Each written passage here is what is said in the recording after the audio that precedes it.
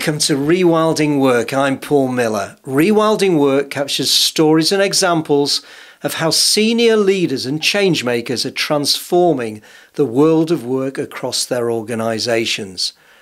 So, what is an AI-first CEO? And what does AI leadership look like in practice? Well, to answer these questions, my guest today is exceptional, and I am so excited to have her on the show. Pamela Maynard has been CEO of Avanade since 2019. Avanade is a joint venture between Microsoft and Accenture and is a leading digital innovator on the Microsoft ecosystem. Pamela leads a global team of more than 60,000 employees, and her path to the top of Avanade has been steady. She ran Avanade UK, then became the Europe area president across 13 countries. She serves on the boards of the Royal Horticultural Society and the Junior Achievement Worldwide. We talked just after the world's first AI Security Summit held at Bletchley Park, iconic home of the World War II codebreakers, and the conversation between British Prime Minister Rishi Sunak and Elon Musk was all about navigating and preparing for an AI-led world. A summit Pamela mentions, a timely coincidence. Do subscribe to the DWG channel so you get alerted about each new episode. And now for Pamela Maynard. So, Pam, what does it mean to be an AI-first CEO? Because I love that expression, and I'm really intrigued to hear what you think that means. Yeah, and it's a fantastic question, and one definitely that's front of mind, given everything that's been happening in the UK this week around the Bletchley Park Summit and that gathering of international and global leaders. It really does make one reflect. And I've seen, like you have, Paul, a huge amount of technology innovation in my lifetime, and definitely across the years that I have been following my career in technology. But it's absolutely no comparison to what we're seeing now in terms of the genuine human impact that I believe, and I'm certain you and many of your listeners, watchers would believe in terms of what AI will have in terms of the months and years to come. CEOs, again, as you know, set the tone for successful organizations and how we should be thinking about embracing AI. And so when I think about being an AI first CEO, for me, it absolutely sets with starting that company-wide AI strategy, establishing and thinking about how I can establish AI fluency in the organization, how I can build that culture of trust. Again, we've heard a lot about trust and transparency this week in the world of AI, and therefore have that underpinning and responsible AI framework. And that started for me in terms of appointing a global chief AI officer for Avanade, which from what I've seen with the conversations with others, that is, a first. There aren't many organizations out there who have done that. And given him the responsibility of really leading and executing a global AI strategy. Florence had over 150 conversations with our clients across just the first 6 weeks, which again shows shows that kind of interest in this topic.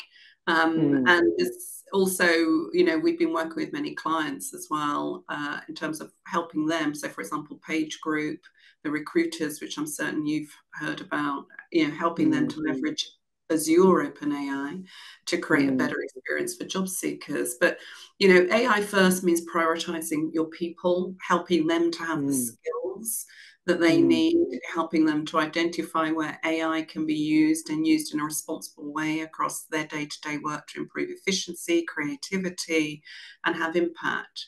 And so it's, clearly being a technology organization, we're really keen to harness AI, both in terms of the services we deliver for clients, but how we operate. But we've got to do that in a way that puts people first. Yeah, and then that's great, and thank you for mentioning Florin Rotar, who as you know, I know him well, and I thought it was amazing to see that he was your chief AI officer. I think when AI sort of started arriving in force at the end of 2022 experientially, I thought organizations will put C-suite people in charge of AI. And I think the way you've put it is that AI is a support, an enabler, almost like a characteristic of a CEO and a leader. So how can AI be an opportunity to disrupt the ways of working that don't serve us? And do you have any Avanade examples? Because I'm always interested in how can AI help us rather than sort of defeat us or subjugate us? Yeah, and again, how relevant given some of the conversations that we've heard over the past week.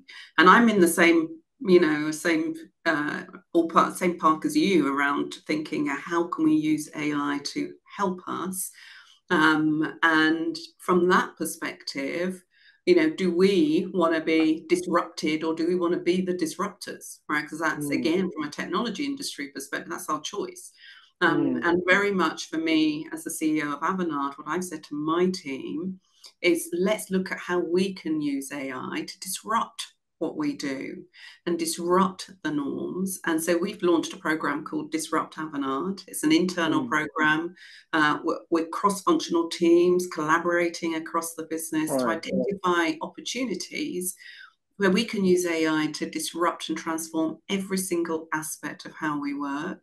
We're currently experimenting and piloting with around 13 use cases across the organization. And in just 3 months, our people have generated over 300 ideas, Paul, Wow. across different functions, including HR, operations, legal, and of course engineering, in terms of how we might be able to use AI. So, one of those examples, to answer your question, is in our HR function, and in particular around talent acquisition. As you know, we hire many people, and typically our TA people spend tons and tons of time curating content and using that to build job postings, a very manual process. But by harnessing generative AI, that type team can create job descriptions in our tone of voice, Mm, whilst also maintaining the flexibility to alter them as needed. But kind of get that starter going using AI. That's helping them to save time in the manual processes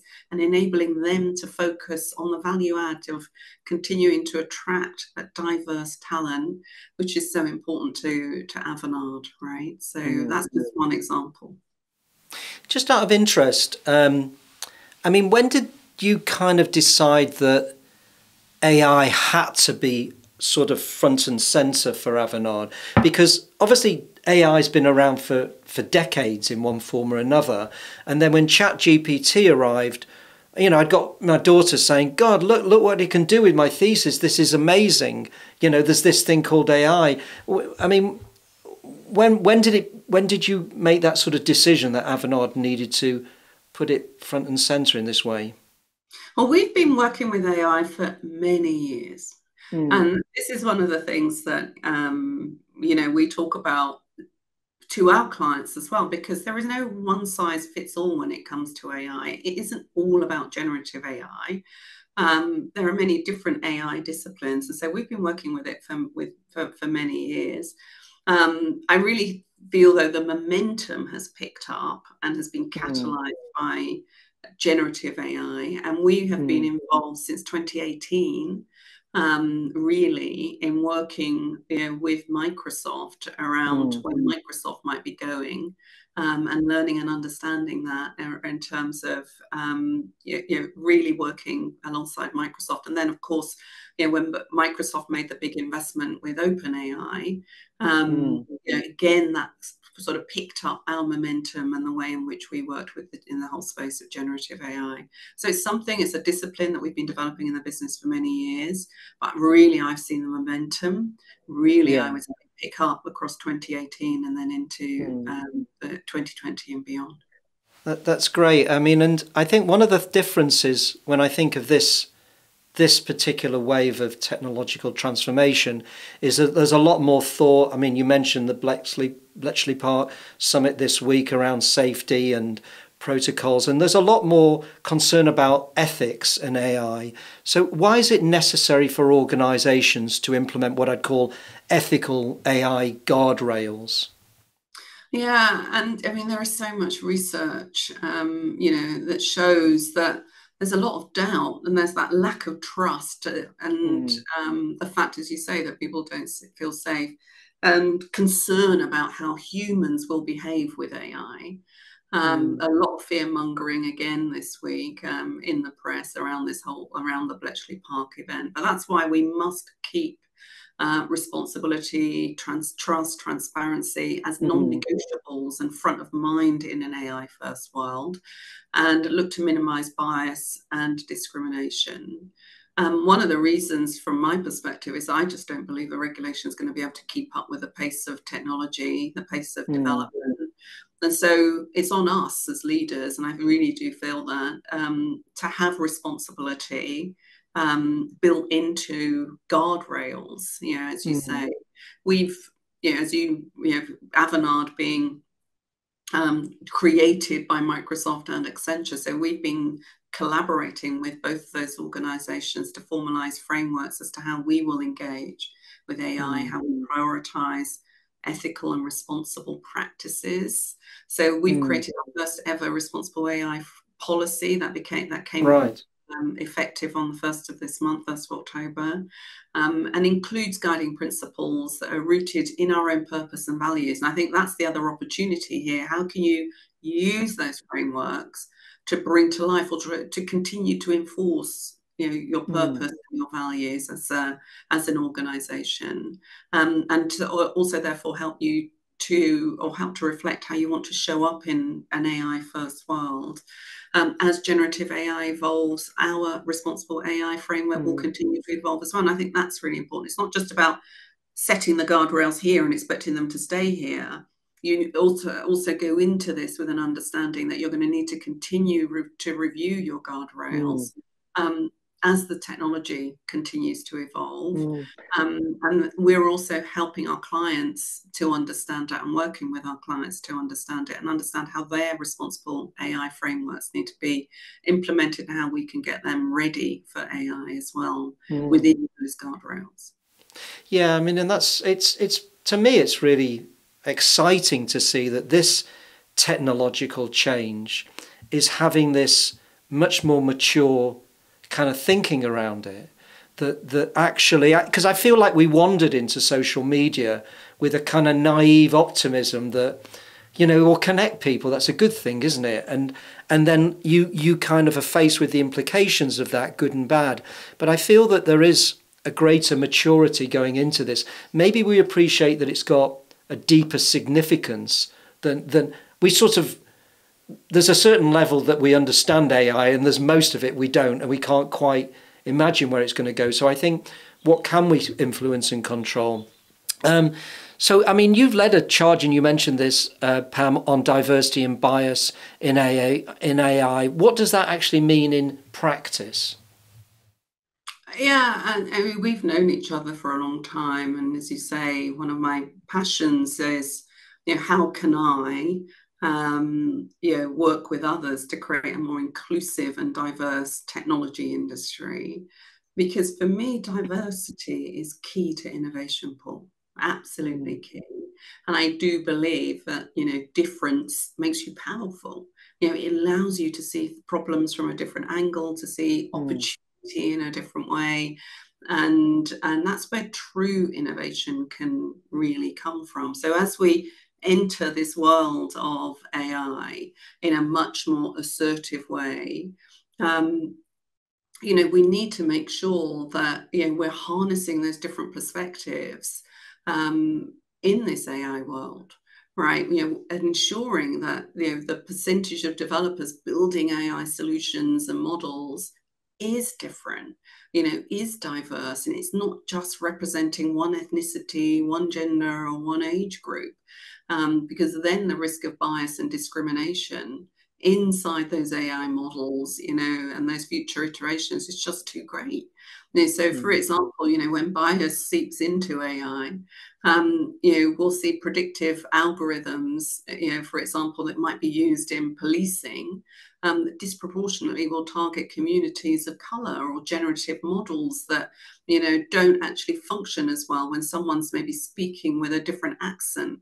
And so it's really, really important that we, again, as we consider how we're developing and generative AI, that we do have diverse teams, not just creating the models, but also tuning the models and also looking at the results. That's the other piece that's really critically important. So we can go, we can watch for bias in that way. We see bias embedded across society. I mean, obviously we do. And one of the sectors that we work with a lot is in the financial services. And in the UK, just think about it. How many women who look like me, so Black female founders, actually receive VC funding from 2009 to 2019? Across that 10 years, only 10. All right, only 10. So that's less than 1% is going to women overall, and 0.02% went to Black women in a decade. In the US, Black women are the fastest growing group of founders and entrepreneurs, more than doubling between 2014 and 2019. But despite that, they face horrendous roadblocks and bias in terms of actually getting access to funding. And to be able to plug the wealth gap, it's going to take 200 years. Now, how do I know so much of that? That's because this is one of the problems that we're working with a nonprofit called Prosperity Now to try and help to solve. And helping them to create what we're calling a credit box, which systemizes or looks at the algorithm that's analyzing risk and looks at the opportunity to adjust that algorithm to create a more equitable access to funding and funding decisions. And I see AI playing a really big role in solving those sorts of problems, which can help us to create a much more inclusive world. That's great. I mean, and we started talking about AI first CEO. Well, what will AI mean, do you think, for leadership generally in the next few years? I mean, how will it be changed or even transformed, do you think? Yeah, I think AI, from a leadership perspective, leaders have to keep our minds open about how AI can and should be used. AI isn't perfect. We all know that. We've just been talking about bias. And there's going to continue to be innovation. Again, we've touched on that to address the shortcomings and also improve the strengths of AI. But strong leadership is going to be required to get it right. It really is. And that's, we need to bear that in mind, as leaders. We've just launched an AI readiness research report, which I'm certain you would love to see. If you haven't seen it already, Paul, I know that you love reading new pieces of research. And we actually, that research harnesses insight from over 3,000 business and IT leaders from around the world. And 92% of them agreed that they needed to shift their organizations to AI in the next 12 months or so. But also in thinking about that, if you like, three key highlights in terms of what's front of mind for those leaders as they shift. The first is about putting people first. And that might be a shift for several leaders, is to put people first in this era of AI, because successful AI adoption means that we need to keep a focus on our most important assets, which is our people, helping them to feel safe in that, as they go about their day-to-day jobs in that world of AI, taking advantage of opportunity. I mean, our research actually pointed out that some believe up to 20 hours can be saved in terms of some of those non-productive tasks, and those more mundane tasks. And that's just the beginning. So putting people first, making sure people are safe in how they use AI, and also taking advantage of the opportunity of AI. That's the first thing. The second thing is about doing, responsible AI, just as we discussed earlier. Disruption is the norm. The first step to readiness is getting everybody on board with a responsible AI framework, helping people to understand the why of AI, pinpointing where it has the most potential and can gain immediate impact. And the third piece, as a leader, is ensuring you ground the company's use of AI in purpose and values. A clearly articulated purpose just helps to guide organizations through good times and challenging times. I've seen that myself as we set Avanade's purpose up back in 2019. And using that purpose then to lead and navigate the use of technologies like generative AI, therefore grounding your organization in the AI journey. And in your purpose will help you to continue to focus on doing what's right and keeping aligned with your objectives around AI. Yeah, that's great. I mean, I can feel your enthusiasm, not just for AI, but for your role as the leader of Avanade at this time. I mean, you completely love your job, don't you? Yeah. I mean, I'm sure it's got lots of stresses and challenges and things like that, but it does sound, and in a way, the AI is sort of adds almost like a new kind of dynamism into the technology field. Yeah. So what have I not asked you that you'd like to add? Yeah, I mean, it's funny because you always see my face light up when you say, "Oh, you really love your job." I do. I absolutely, I really do love my job. It brings different challenges every day. It brings, breadth of opportunity, and not just for me, but to create opportunity for others. And as you say, and one of those is AI. And I love to be inspired by, thinking about new technology. And it really does feel, even though, as I said to you, we've been working with AI for many years, it really does feel like the era of AI is here now. Yeah. It really does feel like that. And the success or failure of AI in our organization depends on whether, we actually get the steps right, these first critical steps right. And I think that's one of the points that I just would like to sort of finish on. There is no one size fits all, right? Some organizations are ready for generative AI, but others won't be. They might need to evolve their infrastructure. They might need to evolve their application estates, their data platforms, before they can really get the true value out of generative tools. And put them to work on solving some of those most compelling, difficult challenges that they have, which is why AI readiness is at the heart of how we're approaching this moment. Everyone can get started somewhere, but that starting point, that somewhere starting point, is going to look different for all of us, and that's something that we all need to accept. But absolutely, it feels like the moment is here. Yeah, and I think that's a fantastic point to conclude on. And I mean, I do feel that the world kind of needs some technological transformation. It also needs, if I think about things that give me hope, one is nature's ability to recover when it's not being harmed.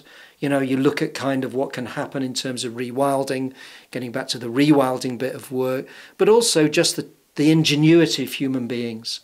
And it's been wonderful talking to you, Pam, and thank you so much for coming on. Well, thank you for giving me the opportunity, and it's wonderful to catch up with you again.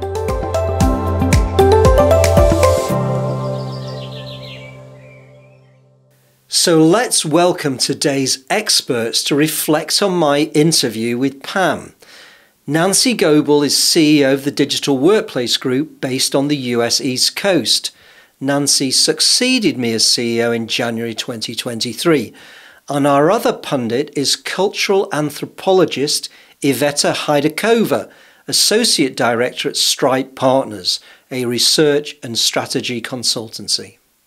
Great. So great to have you both here. So, Iveta, let me start with you. Overall reactions to my conversation with Pamela Maynard at Avanade. Yeah, very exciting to hear a leader like Pamela talk about AI and building trust throughout the company, supporting people in building this AI fluency, and building the responsible AI framework. I also really liked to hear that they are really conscious of putting people first and creating AI solutions that are kind of helping people remove the tasks that they would otherwise not like to be doing, and help them focus on the part of work that is more meaningful to them. And I really liked her thoughts on ethics and the guide rails and how important that is. And yeah, she mentioned that this type of thinking around ethics and AI will probably not come from regulators. So it's important to have these CEOs, leaders who are having these conversations at the moment. So that would be the top line, I guess. Sure. No, that's great. And Nancy, what are your top lines on listening to my chat with Pamela? Well, I have to say that it was such an insightful conversation, Paul. I took so much away. I literally wrote pages of notes where I normally type my notes. I actually decided to write them by hand because I find that I remember things for the long term, and I wanted to remember the essence and the energy of this conversation. And so I took away many points from things like starting with client zero. Organizations like Avanade are their own testbed. They're a large, complex global organization. The importance of providing context via clarity of strategy and purpose. To think about the importance of choosing your paradigm, choosing your path. You either need to be the disruptor or be disrupted in this age of fast moving technological advancements and lots of economic uncertainty. But most importantly, people need to be at the center of your approach. And as part of that, it's important to embrace differences because those are the things that make you powerful as an organization. Things that we talk about with our members all the time have to do with making sure that you do your homework. The role of data and insights to inform your thinking is equally powerful and critical, but also providing structure through leadership and governance, because it's important to ensure that there's a framework that allows the best to bubble up to the surface and a thoughtful approach to managing risk along the way. And I would add to that the importance of creating a test and learn approach to things. The more we experiment, the more we learn and refine and create a path forward, especially in this AI realm. And I was struck a lot by Pam's emphasis on guide rails and ethics. I mean, how easy, Nancy, do you think it is for leaders to achieve that? Well, when I think about all of the different technology disruptions that we've gone through over the last 25 years, when we're in the hype cycle, it feels kind of like a heavy task because there's so much new information coming at us. And the tendency is to want to lock everything down.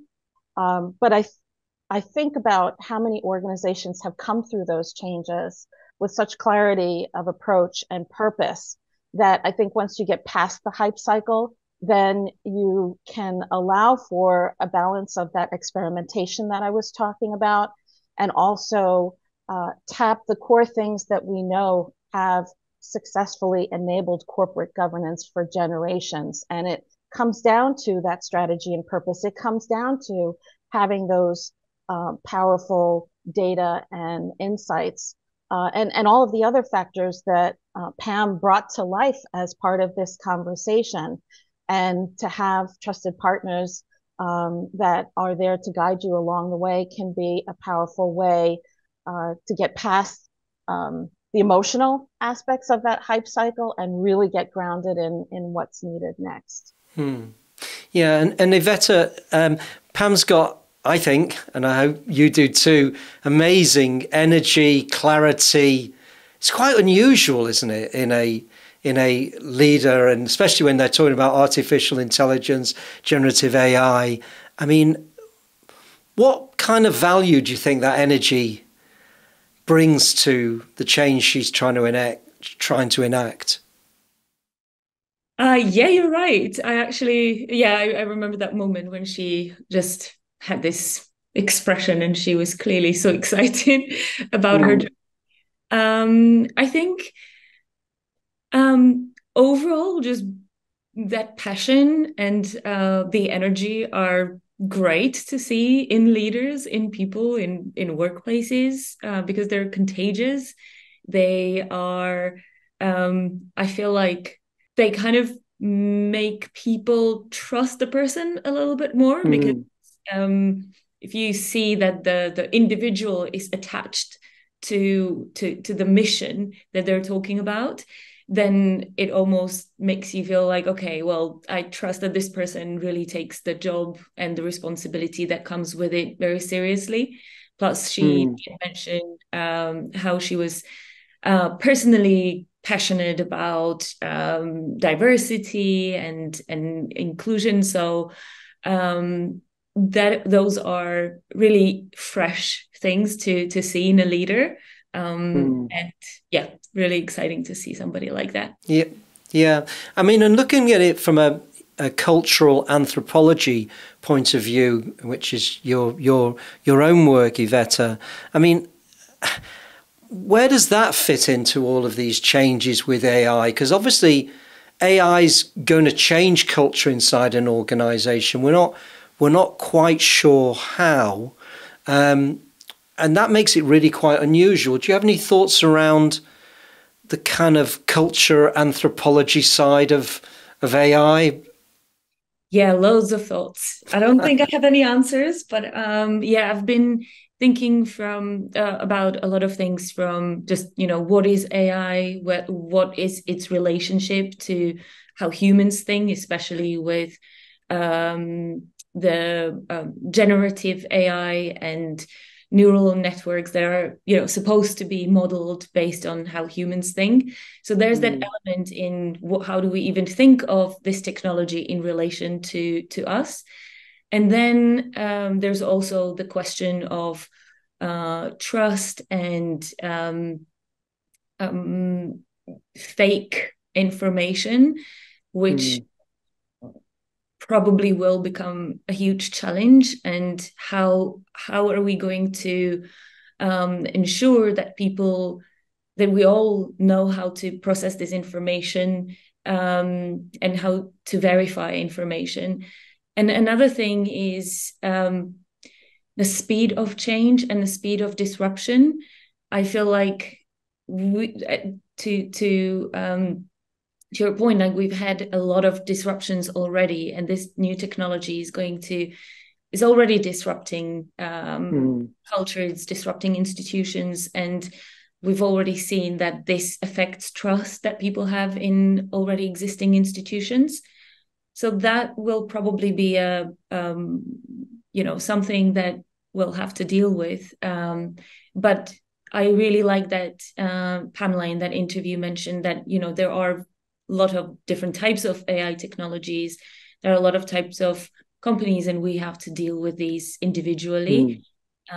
So yeah, I think there's going to be a lot of demand for experts, for people who can efficiently kind of communicate across different disciplines and can really have or initiate and lead nuanced conversations without too much simplification. So Nancy, Avanade have appointed their own Chief AI Officer.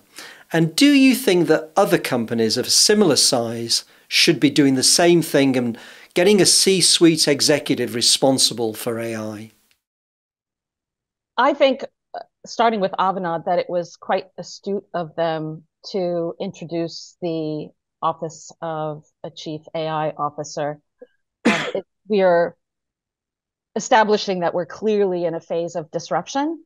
And I think it not only inspired confidence internally within Avanade, but also with clients. And so I think other organizations need to pause and look at that as a model that has a lot of merit, especially when you take a look at the fact that Florin Rotar, who is the Chief AI Officer at Avanade, is someone who has approached things much like the way we're talking about Pamela, in that she is very purposeful, very passionate, very data-driven, very experimental, and inspiring. And the approach that Florin has taken in just his first 100 days not only emulates that, but has provided both the organization and their clients with a strong foundation from which to build.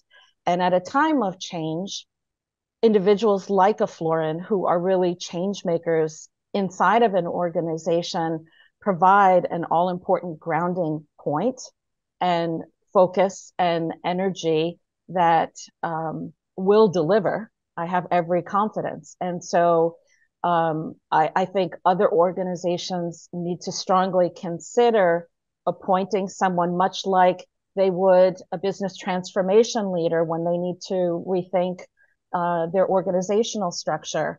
This is a time of groundbreaking change, and it's not only affecting the workplace, but the workforce and clients as well on almost every level. And so mirroring that level of clarity and focus inside of other organizations will also provide that ripple effect around client confidence as well as their own people. Yeah, no, that's it. I mean, it really strikes me, having spoken to Pam, that AI and leadership are going to be deeply connected. And I think, unlike other technology changes that we've seen, which really haven't come from at a CEO level, I would say, generally speaking, they've come sort of lower down the organization. I think the fact that this is happening at that level and is being considered at that level, I think is really important. So it's been fantastic to have both of you on today to give us your commentary, your punditry on my conversation with Pam. And thank you so much, Yvette. Thank you so much, Nancy. Such a pleasure, Paul. So here are my 3 seeds to plant based on today's conversation. Number 1, it's pretty obvious. Appoint a Chief AI Officer. They did it at Avanade. You're going to have to do it eventually. So grab the bull by the horns and appoint a Chief AI Officer as soon as possible. Seed number 2. Set clear guide rails and ethics so people know where AI is going in your organization. This gives them the trust and the confidence that you've thought through some of the implications of AI in your organization. Seed number 3. The AI first CEO has arrived. This is an exciting and transformational change in modern leadership. Please do subscribe and like right here so you get alerted to each new episode, and I look forward to seeing you next time.